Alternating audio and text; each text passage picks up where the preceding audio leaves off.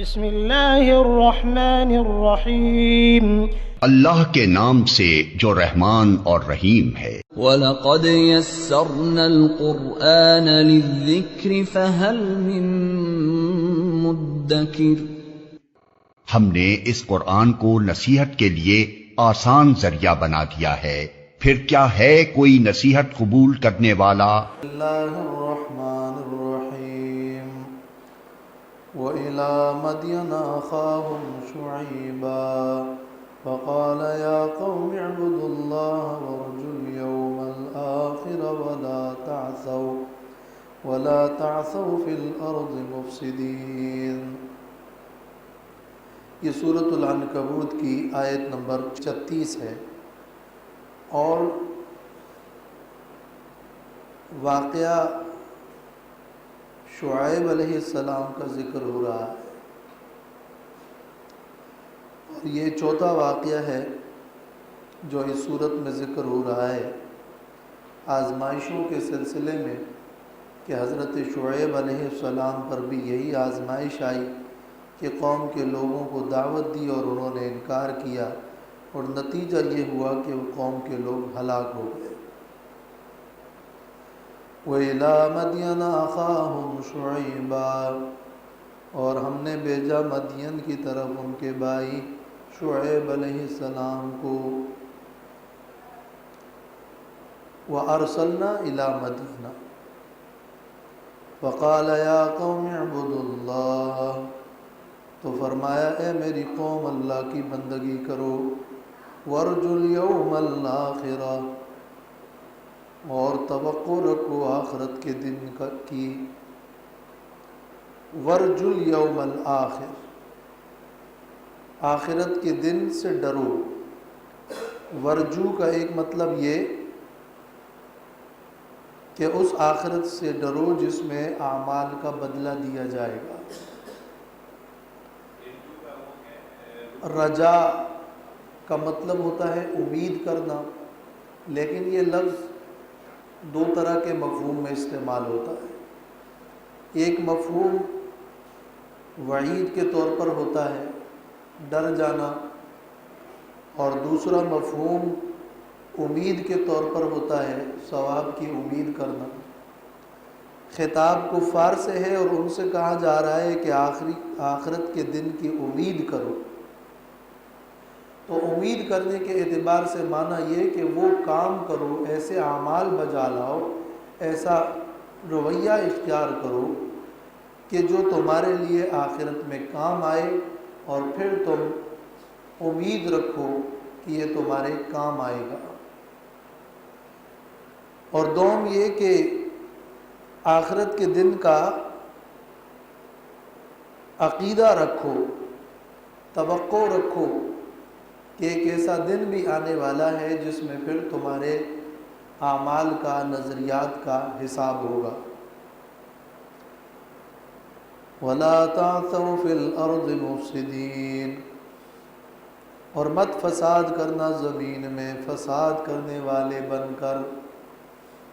وَلَا تَعْثَوْا، تعثوا کا جو لفظ ہے یہ عصیہ یعصا اور عصا یعصو دونوں کا مطلب ہوتا ہے اشد الفساد، شدید فساد۔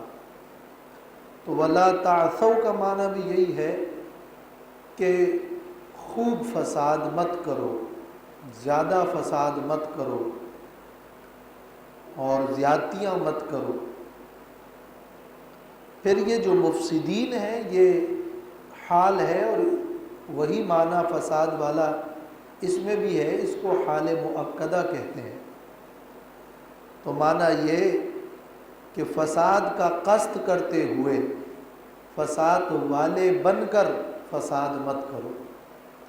وَلَا تَعْثَوْا، اور فساد مت مچاؤ، فِي الْأَرْضِ زمین میں، مفسدین فساد کرنے والے بن کر، فساد کرنے کا قصد کر کے، یہ حال ہے۔ تو فساد کیا ہے؟ فساد بگاڑ ہے، ہر گناہ فساد ہے، اور کفر تو سب سے بڑھ کر فساد ہے۔ اللہ کی توحید کا انکار فساد ہے، شرک فساد ہے۔ اس لیے امام قرطبی فرماتے ہیں کہ ولا تعثوا یعنی لا تکفروا فإنه اصل الفساد، کفر مت کرو کہ یہ اصل فساد ہے۔ اور علاوہ اس کے بھی وہ اعمال بد، ناپ تول میں کمی، اور علاوہ اس کے دوسرے برے اعمال اور ڈکیتی وغیرہ، یہ سب بھی فسادات ہیں۔ تو حضرت شعیب علیہ السلام نے اللہ کی بندگی اور عبادت اور توحید کی دعوت دی، پھر آخرت کی توقع رکھنے کا حکم دیا، اور اس کے بعد فرمایا یہ جو کچھ تم کر رہے ہو، یہ کفر جو شرک ہے، جو بدعمالیاں ہیں، یہ فساد ہے، تو فساد مت کرو۔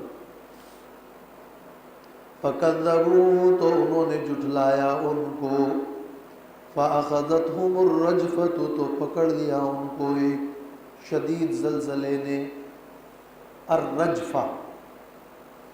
دوسری صورت میں ہے کہ الصیحہ، چیخ، اور ایک بڑی آواز، زوردار دھماکہ۔ تو چونکہ اس زوردار دھماکے کے نتیجے میں ظاہر ہے کہ ایک زلزلہ اور رجفہ بھی پیدا ہوتا ہے، تو الرجفہ اس قوم پر ایک زبردست چیخ کے بعد ایک شدید زلزلے کا عذاب نازل ہوا۔ فَأَصْبَحُوا فِي دَارِهِمْ جَاثِمِينَ تو ہو گئے وہ اپنے گھر میں جاثمین، مرے پڑے، جاثمین اوندے پڑے، اور مراد ہے یعنی مرے ہوئے۔ فی دارہم گھر میں یعنی اپنے شہر میں، فی دارہم فی بلدہم کسی قوم کا گھر ان کے لیے ظاہر ہے کہ ان کا شہر ہی ہوتا ہے، تو فی دارہم، اور دار کا لفظ شہر کے معنی میں عربیت میں مستعمل بھی ہے، دار الہجرہ۔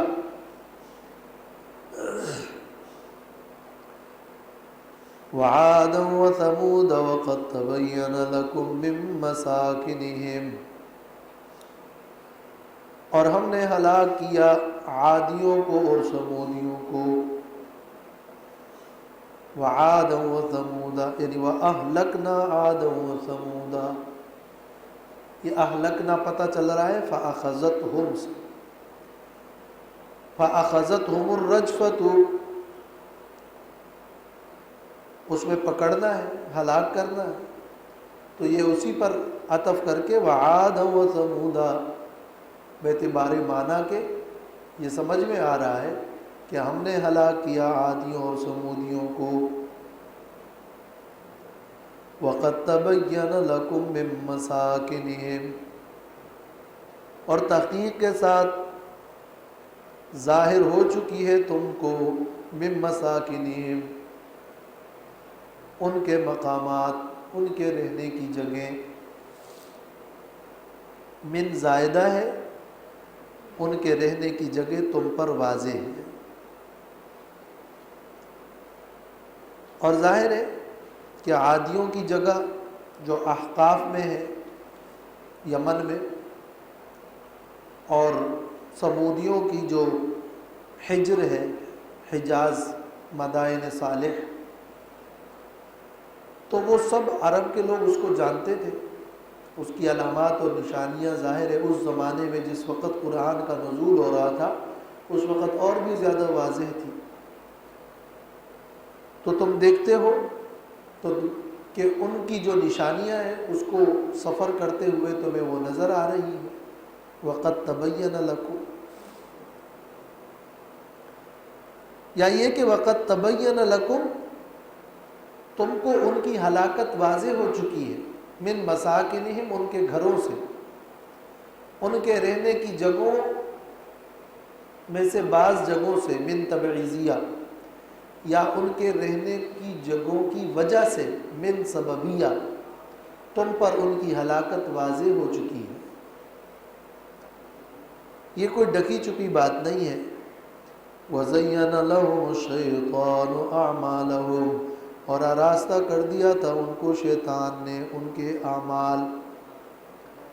ان کے بدعمالیوں کو شیطان نے ان کے لیے مزین کر دیا تھا،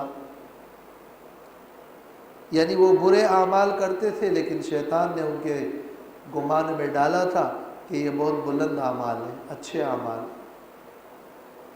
تم جو کر رہے ہو ٹھیک کر رہے ہو اور اس کا تمہیں بڑا فائدہ ملے گا، تو عمل بد کو فائدہ مند سمجھا۔ فَصَدَّهُمْ عَنِ السَّبِيلِ، تو روکا شیطان نے ان کو سیدھے راستے سے رک گئے، تو بس انہیں کوئی اب راستہ ملا ہی نہیں گویا۔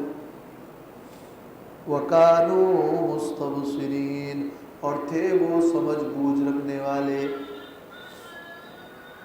ابصر یبصر ابصار، اس کا مطلب ہوتا ہے سمجھ رکھنا، پھر اس میں یہ جب باب استفعال ہو گیا، استبصر یستبصر استبصارا، اور اس سے اس میں فاعل مستبصر، تو معنی خوب سمجھ رکھنے والا۔ عادیوں اور سمودیوں کے بارے میں فرمایا گیا ہے کہ وَكَانُوا مُسْتَبْصِرِينَ، وہ سمجھ بوجھ رکھنے والے تھے۔ کیا مطلب ہے اس کا؟ وہ ہوشیار تھے، وہ عقلاء تھے، وہ سمجھ بوجھ رکھنے والے تھے۔ ایک معنی اس کا یہ ہے جو امام مجاہد رحمہ اللہ نے بیان کیا ہے، یعنی وَكَانُوا مُسْتَبْصِرِينَ فِي الضَّلَالَةِ، وہ سمجھدار تھے لیکن گمراہی میں، بے دینی میں، شرارتوں میں، یا پھر دنیاوی معاملات اور دنیاوی امور میں تو وہ بڑے سمجھدار تھے، لیکن دین کے معاملے میں، عقیدے کے معاملے میں، آخرت کے معاملے میں ظاہر ہے کہ وہ گمراہ تھے۔ تو وَكَانُوا مُسْتَبْصِرِينَ فِي أُمُورِ الدُّنْيَا، وہ دنیا میں بڑے ہوشیار تھے، تجارتوں کو جانتے تھے، بڑے بڑے تاجر تھے، صنعت کار تھے، زراعت پیشہ تھے، اور اس زمانے کے بڑے متمدن اقوام تھے، لیکن چونکہ شیطان نے ان کو گمراہ کیا، سیدھے راستے سے روکا، اور وہ تباہ ہوئے۔ دوسرا معنی وَكَانُوا مُسْتَبْصِرِينَ کا یہ ہے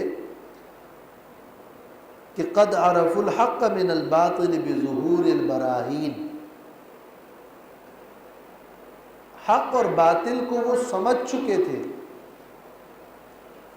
دلائل ان کے سامنے واضح ہو چکے تھے۔ وَكَانُوا مُسْتَبْصِرِينَ، وہ سمجھدار تھے، لیکن جان بوجھ کر باوجود اس کے کہ وہ حق واضح ہو چکا تھا، پھر بھی انہوں نے نہیں مانا اور نافرمانی کی۔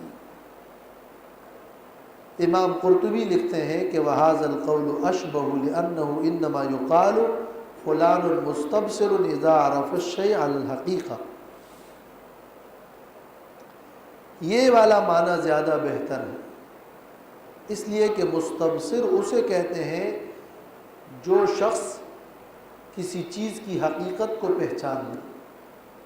تو وَكَانُوا مُسْتَبْصِرِينَ کا معنی یہ ہوا کہ وہ حقیقت کو پہچان چکے تھے، حق ان پر واضح ہو چکا تھا، لیکن اس کے باوجود انہوں نے انکار کیا۔ تیسرا معنی یہ ہے کہ اگرچہ وہ مستبصرین اور بصیرت والے تھے، لیکن ان کی بصیرت نے ان کو کوئی فائدہ نہ دیا، یا یہ کہ ان کو یہ بات واضح ہو چکی تھی کہ آخر کار ان کا انجام عذاب ہے، مگر پھر بھی باز نہ آئے۔ تو وَكَانُوا مُسْتَبْصِرِينَ، عاد و سمود کے اقوام، یہ اقوام مکذبہ دنیا کے معاملات میں بڑے ہوشیار تھے، پہلا معنی۔ وَكَانُوا مُسْتَبْصِرِينَ، گمراہیوں اور شرارتوں میں بڑے سمجھدار تھے، دوسرا معنی۔ وَكَانُوا مُسْتَبْصِرِينَ، اور یہ لوگ حقیقت کو جان چکے تھے اور حق اور باطل ان پر واضح ہو چکا تھا۔ نمبر 4 وَكَانُوا مُسْتَبْصِرِينَ، یہ وہ لوگ تھے کہ جو بصیرت والے تھے لیکن بصیرت نے ان کو فائدہ نہ دیا، یا یہ وہ لوگ تھے کہ ان پر یہ بات واضح ہو چکی تھی کہ عذاب انجام ہے۔ تو یہ وَكَانُوا مُسْتَبْصِرِينَ کے کئی مفہوم سبھی صحیح ہے۔ وَقَارُونَ وَفِرْعَوْنَ وَهَامَانَ، اور ہلاک کر دیا ہم نے قارون اور فرعون اور حامان کو۔ وَأَهْلَكْنَا قَارُونَ وَفِرْعَوْنَ وَهَامَانَ، یا یہ فصدہم کے ساتھ لگاؤ تو فصد قارون وفرعون وحامان، شیطان نے روکا قارون کو اور فرعون کو اور حامان کو سیدھے راستے سے۔ یہاں قارون کو فرعون اور حامان پر مقدم کیا، فرعون کے نام پر بھی قارون کا نام پہلے ذکر کیا، اس لیے کہ یہ نبی کریم صلی اللہ علیہ وسلم کے لیے ایک تسلی ہے۔ وہ یہ کہ آپ صلی اللہ علیہ وسلم کے مخالف آپ کی ہی قوم کے لوگ تھے، تو اللہ تعالیٰ نے فرمایا کہ دیکھو قارون بھی کان من قوم موسیٰ، وہ موسیٰ علیہ السلام کی قوم کا آدمی تھا مگر مخالف بن۔ دوم یہ کہ وَكَانُوا مُسْتَبْصِرِينَ، عاد اور سمود ان کو بڑی بصیرت تھی اور پھر بھی منکر بنے۔ قارون بھی اتنا صاحب بصیرت تھا کہ ان کے بارے میں مروی ہے کہ وہ تورات کا بھی عالم تھا، لیکن پھر بھی ہلاک ہوا۔ تو ان مستبصرین اور عاد و سمود سے مناسبت میں قارون مقدم تھا۔ وَلَقَدْ جَاءَهُم مُوسَىٰ بِالْبَيِّنَاتِ فَاسْتَكْبَرُوا فِي الْأَرْضِ، اور البتہ آئے تھے ان کے پاس موسیٰ علیہ السلام واضح دلائل لے کر، فَاسْتَكْبَرُوا، تو انہوں نے تکبر کیا حق سے اور اللہ کی عبادت سے، خود کو بڑا سمجھا۔ فی الارض، زمین میں، وما کانوا سابقین، اور نہیں تھے وہ بچنے والے، نہیں تھے وہ سبقت لے جانے والے۔ وہ سورت کے شروع میں جو ہے ان یسبقونا، کیا برے لوگ اور برائی کرنے والے یہ خیال کرتے ہیں کہ وہ ہم پر سبقت لے جائیں گے اور بازی لے جائیں گے اور بچ نکلیں گے؟ نہیں، یہاں ہے وما کانوا سابقین، وہ بچنے والے نہیں تھے۔ کون؟ فرعون، قارون، فرعون، حامان، یا تمام پہلے کی جو مہلکین ذکر ہوئے عاد و سمود وغیرہ کو بھی ملا کر، وما کانوا سابقین، وہ سب نہیں تھے بچنے والے۔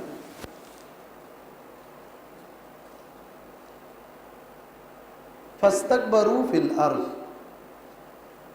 فی الارض کی جو قید ہے نا کہ تکبر کیا انہوں نے زمین، اصل میں انکار حق میں اسباب میں سے ایک بڑا سبب استکبار ہوتا ہے کہ ایک شخص سمجھتا ہے کہ میں حق کا تابع کیوں بنوں گا، میری تو یہ فلاں فلاں حیثیت ہے، تو اپنی حیثیت پر ناز کر کے تکبر کر کے جب وہ خود کو بڑا سمجھتا ہے تو پھر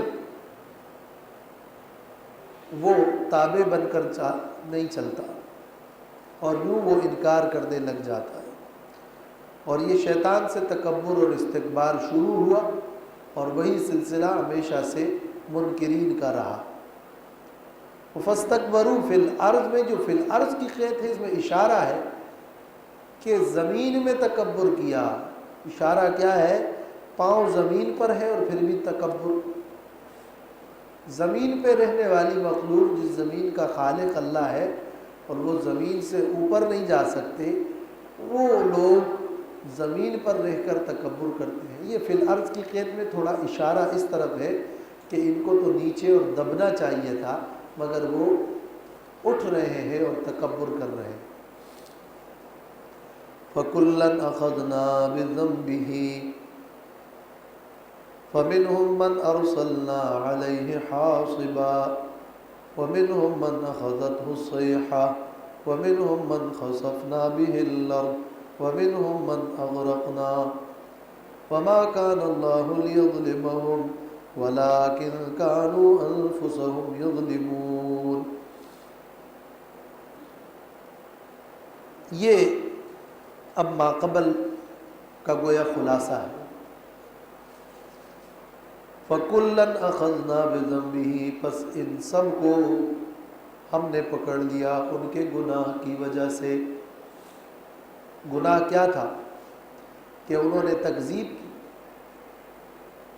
قوم نوح کو اور قوم لوط کو، قوم شعیب کو، پھر فرعون، حامان کو، قارون کو، اور عادیوں اور سمودیوں کو ہم نے پکڑ لیا. فَكُلًّا بِذَنبِهِ، ان کے گناہ کی وجہ سے. وہ گناہ کیا تھا؟ وہ گناہ تکذیب تھا، انکار تھا توحید کا، رسالت کا، آخرت کا. اس سلسلے کلام میں یہ بِذَنبِهِ ہے. تو 4 اقوام مکذبہ کا ذکر ہوا، 4 قسم کی آزمائشوں کا ذکر ہوا. سورت کے شروع میں 4 اطراف سے آزمائش کا ذکر ہوا، پھر 4 نبیوں کا ذکر اور ان کی اقوام کا ذکر ہوا. تو اب فرمایا کہ ان سب کو ہم نے پکڑ لیا عذابوں میں، اور اس میں سے پھر 4 قسم کے عذاب کا ذکر ہے. یہ 4 اس کو کہتے ہیں اربعینیات.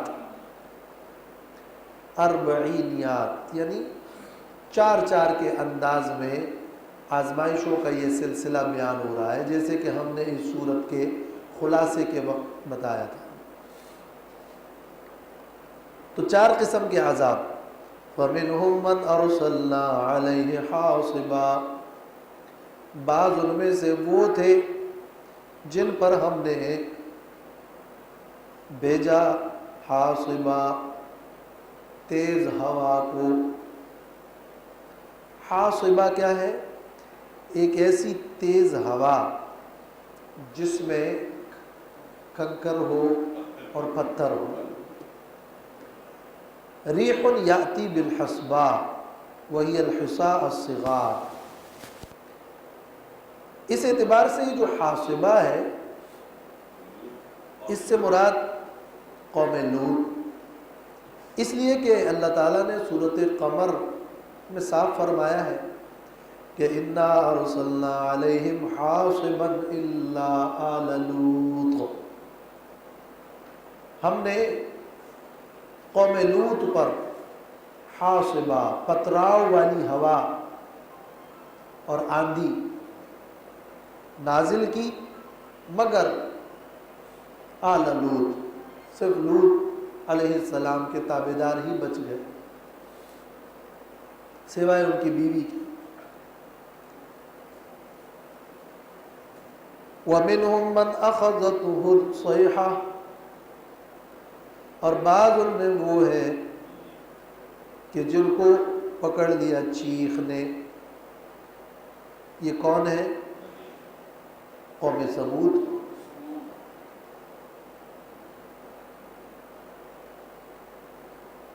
وَمِنْهُمْ، اور قوم شعیب. وَمِنْهُمْ مَنْ خَسَفْنَا بِهِ الْأَرْضَ، اور بعض ان میں وہ ہے جن کو ہم نے دنسا دیا زمین میں، قارون. وَمِنْهُمْ مَنْ أَغْرَقْنَا، اور بعض ان میں وہ ہے کہ جن کو ہم نے غرق کر دیا پانی میں، فرعون، حامان اور قوم نوح. امام ابن کثیر فرماتے ہیں کہ قوم نوح کا تو ذکر ہو گیا کہ ان پر طوفان کا عذاب ہے.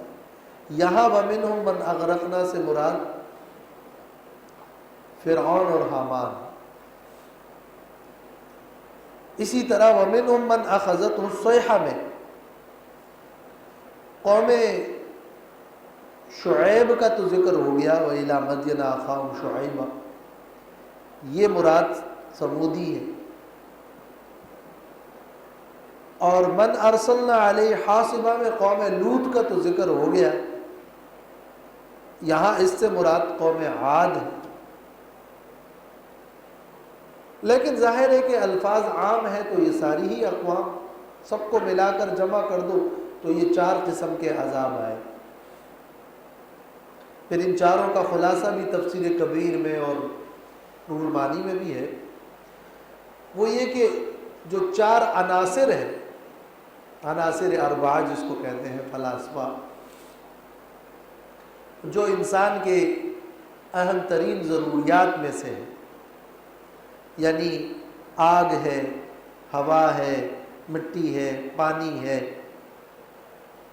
تو انہی چاروں چیزوں کو جو کہ سبب بقا تھا ان کو اللہ نے ایسی اقوام مکذبہ کے لیے سبب فنا بنایا. وہ یہ کہ جو کنکریاں نازل ہوئی وہ ایسی گرم تھی گویا وہ آگ کا ذکر ہے، اور جو چیخ ہے وہ ایک طرح کی موجیں اور ہوا ہے، اور وہ جو زمین میں دھنسنا ہے وہ گویا مٹی کو سبب ہلاکت بنایا، اور وہ جو غرق ہے وہ پانی ہے کہ وہ پانی میں ڈوب گئے. تو وہ عناصر اربعہ جو سبب بقا تھے اس کو سبب فنا بنا دیا. 4 طرح کے عذابوں کا ذکر ہے. وَمَا كَانَ اللَّهُ لِيَظْلِمَهُمْ وَلَكِنْ كَانُوا أَنفُسَهُمْ يَظْلِمُونَ، اور نہیں ہے اللہ کہ ان پر ظلم کرے، نہیں ہے اللہ کے ظلم کرے، یعنی اللہ ظلم کا ارادہ نہیں کرتا اور اللہ ظلم کرنے کا کوئی معاملہ نہیں کرتا. وَلَكِنْ كَانُوا أَنفُسَهُمْ يَظْلِمُونَ، اور لیکن یہ لوگ اپنی جانوں پر ظلم کرتے تھے. ظلم یہ ہے کہ اللہ بغیر جرم کے سزا دے دے، تو بغیر جرم کے اللہ ان کو سزا نہیں دیتا، اس لیے کہ یہ اللہ کی حکمت کے تقاضے کے خلاف ہے. ورنہ اس اعتبار سے کہ یہ سب اللہ کی مخلوق ہے اور اللہ جو چاہے کر لے، وہ مالک ہے، اگر وہ سزا بھی دے دے تو کوئی پوچھنے والا نہیں، اور وہ بھی اس معنی میں ظلم نہ ہوتا. مگر جو اللہ نے اپنے اوپر عدل کو لازم کیا ہے اور جو اللہ کا تقاضۂ حکمت ہے اس کے مطابق اللہ تعالیٰ نے ان پر کوئی ظلم نہیں کیا، نہ اس کا ارادہ کیا، مگر انہوں نے خود پر ظلم کیا کہ جرائم کیے، تکذیب کی، اور یوں وہ ہلاک ہو گئے. مثل الذين اتخذوا من دون الله أولياء كمثل العنكبوت اتخذت بيتا وإن أوهن البيوت لبيت العنكبوت لو كانوا يعلمون. یہ وہ آیت ہے جس میں عنکبوت کا ذکر ہے اور جس کی وجہ سے اس سورت کا نام سورۃ العنکبوت ہے. اس آیت میں اللہ تعالیٰ نے شرک کی اور معبودان باطلہ کی مثال بیان کی. فرمایا وہ لوگ جو اللہ کے علاوہ غیر اللہ کو معبود بناتے ہیں، ان کو حاجت روا اور مشکل کشا سمجھتے ہیں، اور اللہ کے علاوہ ان کی بندگی اور عبادت کرتے ہیں، ان کی مثال ایسی ہے جیسے ایک مکڑی جس نے اپنے لیے ایک جالا بنایا ہے، گھر بنایا ہے، اور وہ یہ خیال کرتا ہے کہ یہ گھر اس کے لیے محفوظ ہے اور نجات کا ذریعہ ہے، گرمی سردی سے اور باد و باران سے وہ اسے بچائے گا. لیکن وہ تمام گھروں میں سب سے زیادہ کمزور گھر ہے، نہ اس کی کوئی چھت ہے، نہ اس کی کوئی دیواریں ہیں، نہ وہ کسی طرح مضبوط ہے، بلکہ بارش کی ایک بوند سے ہی وہ ختم ہو جائے، ایک تنکے سے ہی گر جائے، بلکہ ایک پھونک سے ہی ختم ہو جائے، تو اتنا کمزور۔ اسی طرح مشرکین نے اپنے معبودان باطلہ کے بارے میں، بتوں کے بارے میں یا غیر اللہ کے بارے میں جو یہ عقیدہ رکھا ہے کہ وہ مشکل حالات میں، مصائب میں انہیں وہ مدد فراہم کریں گے، نجات دیں گے، اس لیے وہ ان کی بندگی کرتے ہیں، سجدے کرتے ہیں، غیر اللہ کے لیے نظر و نیاز کرتے ہیں اور انہیں خوش کرنے کے لیے طرح طرح کے اعمال بجا لاتے ہیں۔ تو یہ ان کی ایسی ہی خام خیالی ہے، ان کا یہ عقیدہ، ان کے یہ معبودان باطلہ وہ کمزور ہے، وہ ضعیف ہے، وہ انہیں نجات نہیں دے سکتے، وہ ان کی غیبی کوئی مدد نہیں کر سکتے، اور وقت آنے پر یہ پتہ چل جائے گا کہ انہوں نے جو عقیدہ رکھا اور جو سوچ رکھی وہ نہایت ہی کمزور اور باطل ہے، مکڑی کے جالے کی مانند کہ اس میں نجات کے لیے کچھ نہیں ہے۔ ہاں، مکڑی اپنے جالے میں مکھیوں کو پھنساتا ہے، ایسے ہی باطل پرست لوگ اور باطل پرست مریدین وہ آ کر، وہ مشرکین اس میں پھنس جاتے ہیں۔ عنکبوت کو انہوں نے اپنا پیر بنا لیا ہے اور وہ مکھیاں آ کر اس میں پھنس جاتی ہیں اور وہ ان پر اپنا زہر استعمال کرتا ہے، علاوہ اس کے اس میں نجات کی کوئی بات نہیں۔ یہ ایک ہولناک قسم کی شکل اور کیفیت ہے جو کمزوری کے اعتبار سے بھی، اپنی ہولناکی میں بھی اور فضول ہونے میں بھی اور گندگی میں بھی، کہ جہاں صفائی نہیں ہوتی وہیں عنکبوت ہوتا ہے، مشرکین کے اس عقیدے باطلہ کی تردید کی جا رہی ہے کہ شرک کا عقیدہ کمزور ہے، شرک کے مقتدا مکڑیوں کے مانند ہے، شرکی عقیدے مکڑی کے جالے کی طرح کمزور ہے، زہر آلود ہے، اور شرک کرتے ہوئے کوئی تزکیہ، کوئی پاکیزگی نہیں ہوتی، بلکہ یہ ایک گند ہے، یہ ایک رجسن ہے۔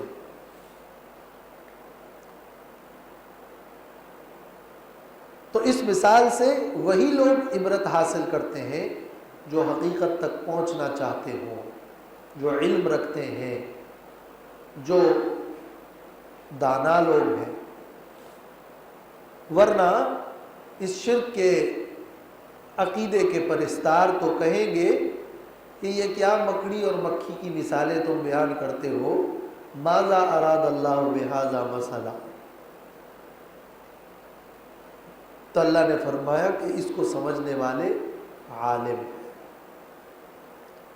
اور یہ در حقیقت اس صورت میں اس مضمون کی ایک بہت بڑی حیثیت ہے، وہ یہ کہ یہ جتنے بھی اقوام مکذبہ ہلاک ہوئے وہ اس لیے کہ وہ اسی قسم کے کمزور عقیدے پر قائم تھے، خیال تھا کہ نجات دے دے، لیکن سب ہلاک ہو گئے۔ فَكُلًّا أَخَذْنَا بِذَنبِهِ، وہ ذنب اور وہ گناہ ان کا یہی تو تھا کہ وہ شرک کرتے تھے،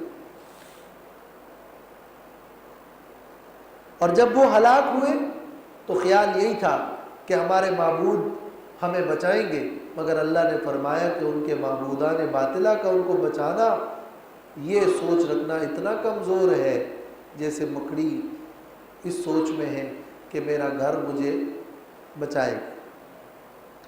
مثل الذین اتخذوا من دون اللہ اولیاء، مثال ان لوگوں کی جنہوں نے بنایا اللہ کے علاوہ اولیاء مددگاروں کو، یرجون نفعها ونصرها، جن کے بارے میں خیال تھا صرف بت نہیں، یہاں اولیاء کا لفظ ہے۔ اللہ کے علاوہ دوسرے تمام مددگاروں کو، غیر اللہ کو اس اولیاء کے لفظ میں یہاں داخل کرنے کے لیے اوثان یا اصنام کی جگہ اولیاء کا لفظ اختیار کیا ہے۔ علامہ آلوسی نے اپنی تفسیر میں اس طرف اشارہ بھی کیا ہے۔ کمثل العنکبوت، مکڑی کی طرح ہے، اتخذت بیتا، جس نے بنا لیا ہے گھر، جس نے بنا لیا ہو گھر۔ وہ گھر تو نہیں ہے لیکن مکڑی اس کو بیت سمجھتا ہے، وہ تو جالا ہے لیکن وہ اس کو بیتا کہتا ہے۔ اس کو اتخاذ کہتے ہیں۔ اتخاذ یہی ہوتا ہے کہ ایک چیز نہیں ہوتی، خلاف حقیقت اس کو بنا لینا۔ تو اتخذت بیتا، وہ بیت نہیں ہے لیکن اس کو بیت بنا لیا۔ وَإِنَّ أَوْهَنَ الْبُيُوتِ لَبَيْتُ الْعَنكَبُوتِ، اور بے شک سب سے کمزور گھروں میں البتہ مکڑی کا گھر ہے۔ لَوْ كَانُوا يَعْلَمُونَ، اگر یہ لوگ جانتے کہ یہ ان کے معبودوں کی مثال ہے تو وہ شرک نہ کرتے۔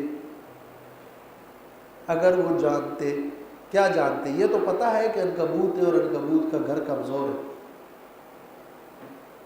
لیکن یہ نہیں پتا کہ یہ شرک، ان کے شرک کی کمزوری کی مثال ہے۔ اگر ان کو اپنے معبودان باطلہ کی کمزوری کی یہ مثال سمجھ میں آ جائے تو وہ پھر شرک نہ کرے۔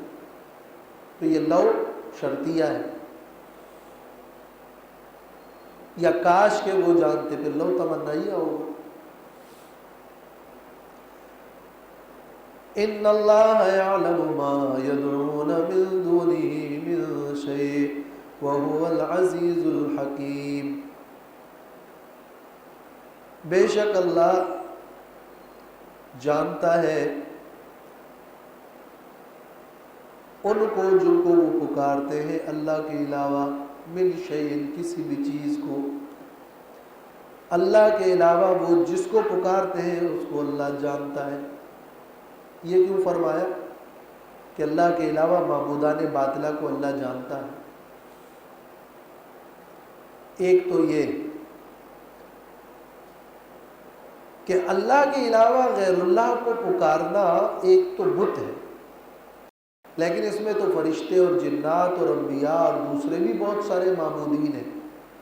کیا سب کی مثال عنکبوت کی طرح ہے؟ ہاں، سب ہی خدائی کے اعتبار سے کمزور ہے۔ اللہ کو معلوم ہے کہ اللہ کے علاوہ لوگ کن کن کو پکارتے ہیں، سب اللہ کو معلوم ہے۔ باوجود اپنے اس علم کے اللہ نے یہ مثال پیش کی ہے کہ وہ سب کمزور ہے، ضعیف ہے، عبادت کے لائق نہیں ہے۔ ان میں سے بعض کا اپنا مقام اور اپنا رتبہ اور اپنی منزلت ہوگی، مگر معبودیت کے لائق نہیں ہے، وہ اللہ جانتا ہے۔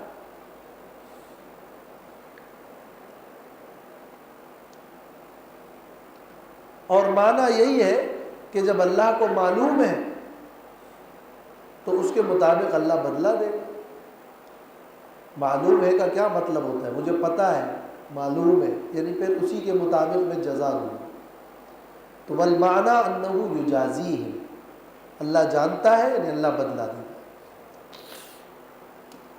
وَهُوَ الْعَزِيزُ الْحَكِيمُ، اور اللہ تعالیٰ زبردست ہے اور حکمت والا ہے۔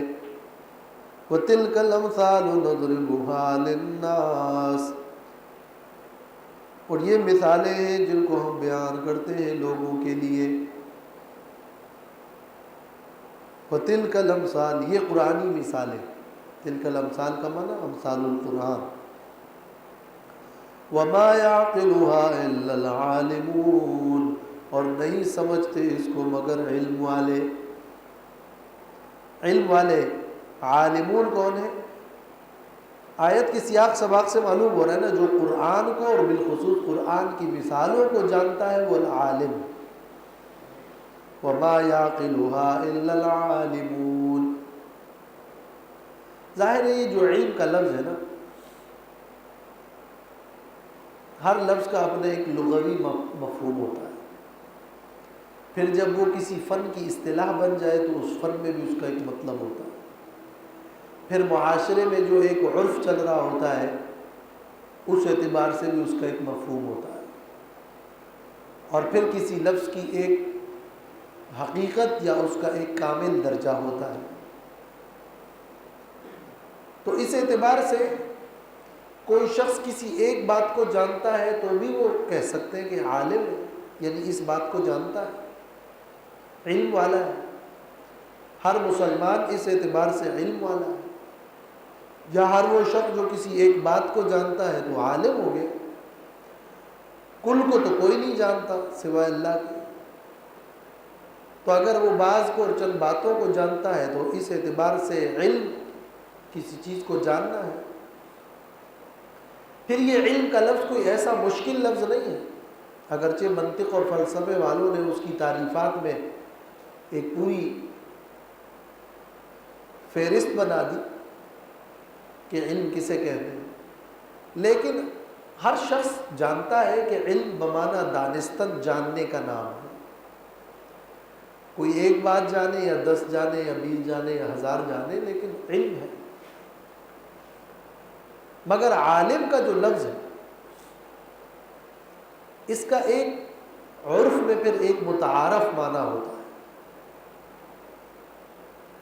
اور اس متعارف معنی کے اعتبار سے عالم ان کو کہا جاتا ہے جو قرآن اور سنت کا ماہر ہو۔ صرف کسی ایک دو چار باتوں کے جاننے والے کو تو کوئی عالم عرف میں نہیں کہتا، بلکہ عالم در حقیقت وہ ہوتا ہے عرف کے اعتبار سے جو قرآن اور سنت اور علوم شرعیہ کا ماہر، اور اس کی مہارت ظاہر ہے کہ تب حاصل ہوتی ہے جب ان علوم شرعیہ کے حصول کے لیے ان علوم و فنون کو بھی جانتا ہو جو قرآن و سنت کی مہارت کے لیے درکار ہے۔ اور قرآن اور سنت کی زبان عربی ہے تو عربیت کے اعتبار سے اس کو صرف و نحو کا پتہ ہو، اس کو پھر اس سے ماخوذ بنیادی مسائل اور فقہ کا پتہ ہو، اس کو پھر اس استدلال کی کیفیات کا پتہ ہو، اس علم کے بارے میں صرف یہ نہیں کہ چند چیزوں کا پتہ ہو بلکہ ایک صلاحیت رکھتا ہو، ایک ملکہ رکھتا ہو۔ کچھ چیزوں کا اسے نہیں بھی پتہ ہوگا اور کچھ چیزوں میں وہ غلطی بھی کر جائے گا، لیکن وہ اپنے اندر ایک ایسا ملکہ اور ایک ایسی صلاحیت رکھتا ہو، قابلیت رکھتا ہو کہ وہ قرآن و سنت کا ماہر ہو، تو متعارف اعتبار سے اس کو پھر عالم کہتے ہیں۔ پھر اس کے ثبوت کے لیے ظاہر ہے کہ جن اداروں میں وہ پڑھتا رہا ہو اور وہاں سے اس کو کوئی ایک سند جاری ہو گئی ہو تو اس اعتبار سے وہ اس کا ایک اظہار اور ایک مظہر ہے کہ وہ عالم ہو گیا، ورنہ اصل میں تو نہ سند کوئی چیز ہے، نہ وہ اس ادارے سے فراغت کوئی علم ہے، بلکہ یہ تو ایک علامات ہے۔ اصل علم تو ان علوم کی مہارت ہے، لیکن مقاصد ان علوم کا اور اس علم کا، ان کے مقاصد میں چونکہ در حقیقت ان علوم کو اخذ کر کے حق کو جذب کر لینا اور باطل کو پھینک دینا، اور حق کے لیے بولنا اور کام کرنا، حق کی بالادستی کے لیے زندگی گزارنا اور علم کے تقاضوں پر عمل کرنا اور علم کی دعوت دینا، یہ چونکہ بنیادی مقصد ہے اور یہ اصل ہے اور یہ مغز ہے، تو اگر وہ ان ظاہری علوم میں مہارت رکھتا ہے تو متعارف معنی میں تو وہ عالم ہے، لیکن اگر وہ بعمل نہیں ہے اور اس علم سے اس نے اس حق کو اپنے اندر جذب نہ کیا اور حق و باطل کی سمجھ بوجھ نہ ہوئی اور وہ بے عمل ہے، تو پھر اس کا مطلب یہ تو نہیں ہوگا کہ متعارف معنی میں وہ عالم نہ ہوا، مگر جو اصل مغز ہے وہ اس نے کھو دیا۔ تو کمال علم اور حقیقت علم اور جذبہ علم وہ تو ایک اور چیز ہے، مگر یہ مہارت قرآن و سنت کا اس کے لیے ایک ذریعہ اور وسیلہ تو ہے۔ تو ہر شخص اپنی ایک سوچ کے اعتبار سے پھر علم اور عالم کا ایک معنی بیان کر رہا ہوتا ہے۔ کوئی کہتا ہے کہ اگر کسی کو چند باتوں کا پتہ ہے تو وہ عالم ہے، تو ہر مسلمان عالم ہے۔ کوئی کہتا ہے کہ جو اپنے دل میں خوف خدا رکھتا ہے اور اعمال صالحہ بجا لاتا ہے تو بس وہ عالم ہے۔ کوئی کہتا ہے نہیں، جب تک آپ قرآن و سنت کے ماہر نہیں ہوں گے تو آپ عالم نہیں ہوں گے۔ کوئی کہتا نہیں، جب تک آپ کے پاس سند نہیں ہے تو آپ عالم نہیں ہیں۔ اور کوئی کہتا ہے کہ جس نے اس علم کو اپنے اندر جذب کیا اور ایک کمال کے درجے تک پہنچے تو وہ علم ہے۔ سچ تو یہ ہے کہ یہ سب تعریفات اپنی اپنی جگہ درست ہے، لیکن کوئی اس کا لغوی معنی بیان کر رہا ہے، تو کوئی متعارف بیان کر رہا ہے، تو کوئی اس کی حقیقت بیان کر رہا ہے، اور یہ علم کے الفاظ کے وہ مختلف معانی ہے جو زبان زد ہے۔ مگر علماء سوء اور علماء حق کے درمیان جو ایک بڑا فرق ہے وہ کلیات کے اعتبار سے دیکھا جائے گا۔ اگر آپ کسی ایک عمل یا کسی ایک رائے یا کسی ایک قول کی بنیاد پر ایک عالم کو علماء سوء کی فہرست میں ڈالنا چاہیں گے تو آپ کو کوئی معصوم عالم تو ملے گا نہیں، پھر تو سارے ہی علماء آپ لے جا کر اس کو علماء سوء قرار دیں گے۔ ظاہر ہے کہ انسان ہے، ان سے غلطیاں بھی ہوتی ہے، ایک رائے میں شدید غلطیاں بھی ہو جاتی ہے، کچھ چیزوں میں وہ پھسل بھی جاتا ہے، لیکن اگر ایک عالم کو مجموعی طور پر قرآن و سنت کی مہارت تو حاصل ہے، اس کے بعد انہوں نے اپنی زندگی کے لیے کلی طور پر یہ مشن بنایا ہے کہ وہ حق کو غالب کرے گا، وہ اپنی صلاحیتوں کو اللہ کے دین کے لیے استعمال کرے گا، مفادات اس کا مطمع نظر نہ ہو، شبہات کا وہ شکار نہ ہو،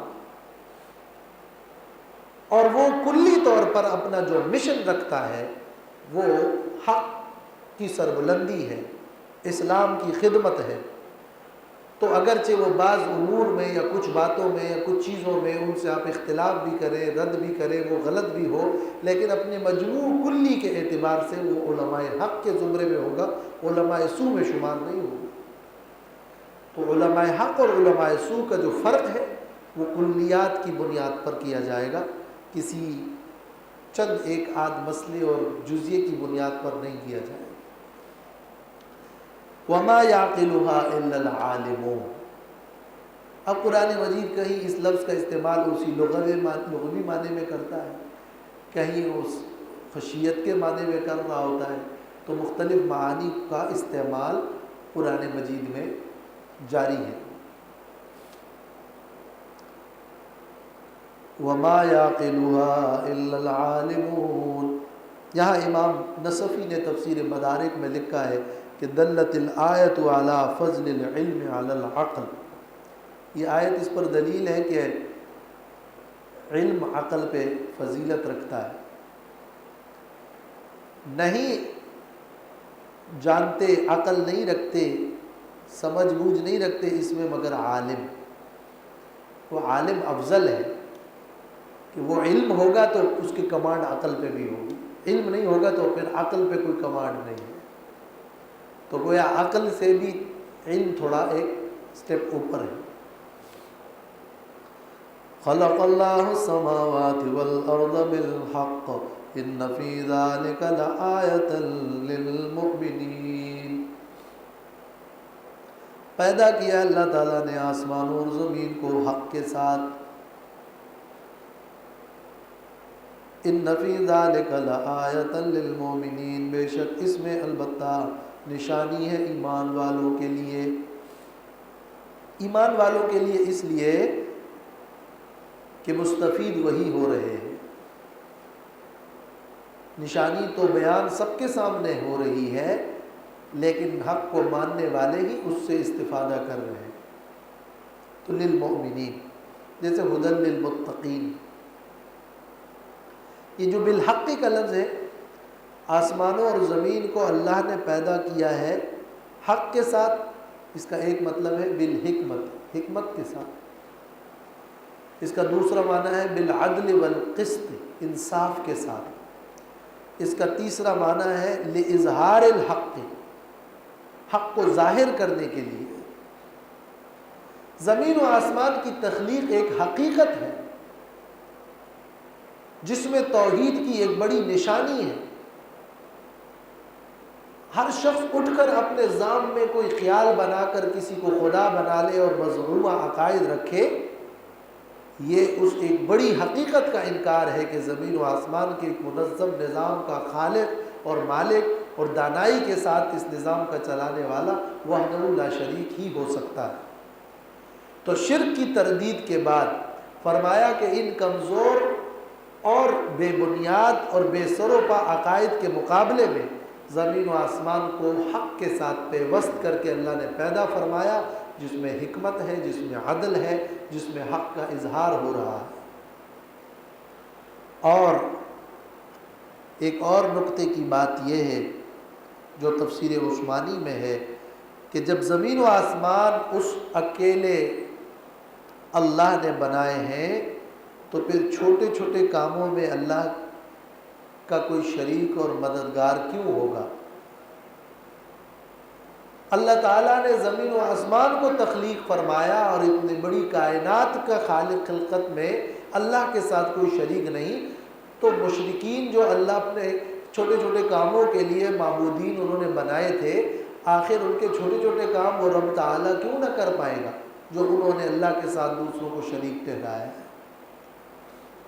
تو اس بات کو بیان کرنے کے لیے یہاں اللہ تعالیٰ کی خالقیت کا بیان آیا۔ وآخر